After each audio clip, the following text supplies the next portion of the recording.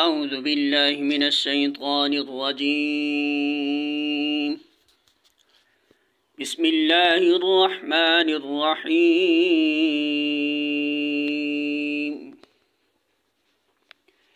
إن الله اصطفى آدم ونوحا وآل إبراهيم وآل عمران على العالمين.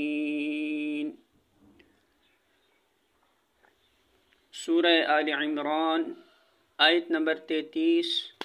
ترجمہ: اللہ نے آدم اور نوح اور آل ابراہیم اور آل عمران کو تمام دنیا والوں پر ترجیح دے کر اپنی رسالت کے لیے منتخب کیا تھا۔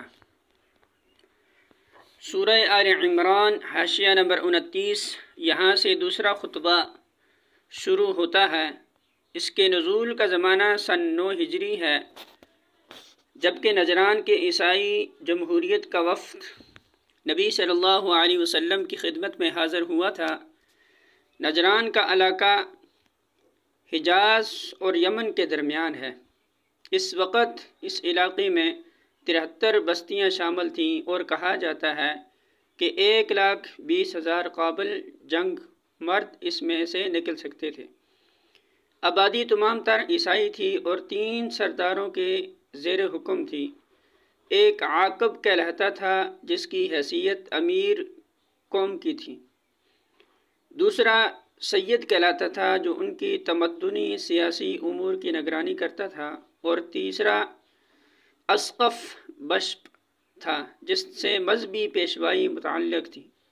جب نبی صلی اللہ علیہ وسلم نے مکہ فتح کیا اور تمام اہل عرب کو یقین ہو گیا کہ ملک کا مستقبل اب محمد رسول اللہ صلی اللہ علیہ وسلم کے ہاتھ میں ہے، تو عرب کے مختلف گوشوں سے آپ کے پاس وفد آنے شروع ہو گئے۔ اسی سلسلے میں نجران کے تینوں سردار بھی 60 آدمیوں کا ایک وفد لے کر مدینے پہنچے۔ جنگ کے لیے بہرحال وہ تیار نہ تھے۔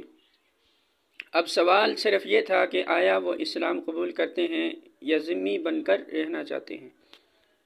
اس موقع پر اللہ تعالیٰ نے نبی صلی اللہ علیہ وسلم پر یہ خطبہ نازل کیا تاکہ اس کے ذریعے سے وفد نجران کو اسلام کی طرف دعوت دی جائے۔ سورہ آل عمران حاشیہ نمبر 30۔ عمران حضرت موسیٰ اور ہارون کے والد کا نام تھا، جسے بائبل میں عمرام لکھا ہے۔